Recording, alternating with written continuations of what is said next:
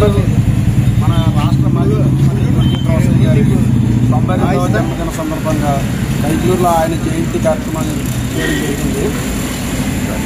ఆర్యవైశ్యుల్లో 16 సార్లు రాష్ట్ర బడ్జెట్ ప్రవేశపెట్టిన ఘనత ఒక రోసయ్య గారికి దక్కడం,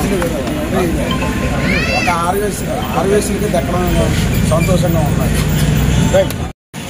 ఉమ్మడి ఆంధ్రప్రదేశ్ రాష్ట్ర మాజీ ముఖ్యమంత్రి అలాగే మాజీ గవర్నర్, తమిళనాడు మాజీ గవర్నర్ అయినటువంటి కొణిజేటి రోసయ్య గారి 92వ జయంతి సందర్భంగా ఈరోజు మరి రాష్ట్ర ఆర్యవైశ్య కార్పొరేషన్ డైరెక్టర్ మాలాక్షి గారి ఆధ్వర్యంలో ఈరోజు ఇక్కడ ఘనంగా కార్యక్రమం నిర్వహించుకుంటూ మనందరి సంతోషం అదృష్టంగా భావిస్తున్నాం. మరి ఇక్కడికి ఇచ్చేసిన ప్రతి ఒక్కరు కూడా పేరు పేరున మరి ధన్యవాదాలు తెలుసుకుంటూ మరి ఆర్యవైశ్యంలో ప్రముఖంగా రాజకీయంగా ఆ స్థాయికి మంత్రి నుంచి మరి ముఖ్యమంత్రి నుంచి గవర్నర్ దాకా వెళ్ళి సుదీర్ఘకాలంగా ఉమ్మడి ఆంధ్రప్రదేశ్ రాష్ట్రంలో ఆర్థిక మంత్రిగా సేవలు అందిస్తూ మరి అలాగే అసెంబ్లీలో ఏ రకంగా ఎంత హుందాగా ఉండాలనేది ఒక రోల్ మోడల్గా తీసుకువచ్చి ఆయన్ని. ఎందుకంటే ఆయన ఎదుటివాడిని విమర్శించినది విమర్శలాగా ఉండేది కాదు, చలోక్తిగా మాట్లాడేవారు. ఎటువంటి మనసును గాయపరచడం కానీ ఎవరైనా మాట్లాడడం కానీ ఎక్కడ ఎవరు కూడా గత అసెంబ్లీలో ఆయన ఉన్నప్పుడు కానీ గతంలో కానీ అలాంటి పరిస్థితులు లేవు. అలాంటి వ్యక్తిని మనం గుర్తు చేసుకుని ఈ కార్యక్రమాలు చేసుకుని ఆయన కొనియాడటం మనందరూ అదృష్టంగా భావిస్తూ ఈ యొక్క కార్యక్రమం ఇచ్చినందుకు మీ అందరికీ ధన్యవాదాలు. గవర్నర్గా కూడా పనిచేసి చిన్న స్థాయి నుంచి ఒక అత్యున్నత స్థాయికి ఎదిగిన వ్యక్తుల్లో ఆర్యవైశ్యుల్లో ప్రముఖులు రోసయ్య గారు చెప్పుకోవచ్చు.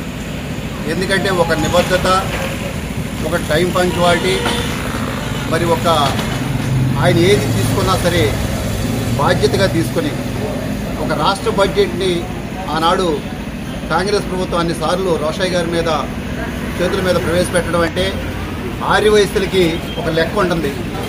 వచ్చేది ఎంత ఖర్చు పెట్టాలి, ఈ రాష్ట్రానికి ఎంత మిగల్చాలి అనే దాన్ని కూడా ఒక లెక్క పరిగణలో తీసుకుని ఆ రోజుల్లో అందుకే ఈ రాష్ట్ర ప్రభుత్వం ఎప్పుడు అప్పుల పాలు అవ్వలేదు గతంలో. తర్వాత వచ్చిన ముఖ్యమంత్రులు అనేక పథకాలకి వెచ్చిస్తూ అప్పులు తీసుకొచ్చి మరి వాళ్ళ భారం అయిపోయే పరిస్థితిని తీసుకొచ్చాం.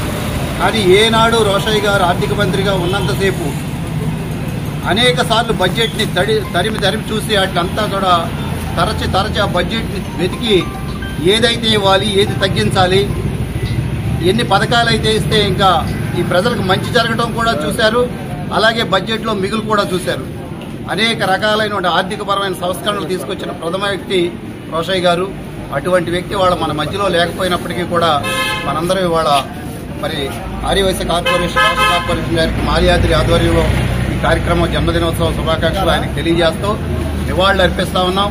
ఈ కార్యక్రమంలో పాల్గొన్న ప్రతి ఒక్కరికి కూడా ఏ వ్యక్తి పుడతానే పెద్దోడవుడు. ఇవాళ కూడా కైకలూరులో ఆర్యవైశ్యులందరూ కూడా రాజకీయంగా ముందుకు రావాలి, మంచి స్థానాల్లోకి వెళ్ళాలి.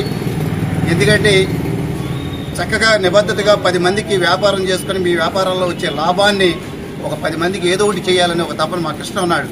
ఏదో ఒకటి ఇలాగ అందరికీ కూడా మంచి చేయాలని ఒక ఆలోచనతో ఉన్నారు. కాబట్టి రాబోయే రోజుల్లో ఒక ఉన్నతమైనటువంటి పదవులు కూడా మరి ఆర్యవైశ్యులకి రావాలి. తప్పనిసరిగా ఈ నాయకులు కూడా ఆలోచించాలి. అటువంటి ప్రయత్నం తెలుగుదేశం పార్టీ తరఫున కూడా చేస్తామని సందర్భంగా తెలియజేస్తూ ఈ కార్యక్రమంలో పాల్గొన్న ప్రతి ఒక్కరికి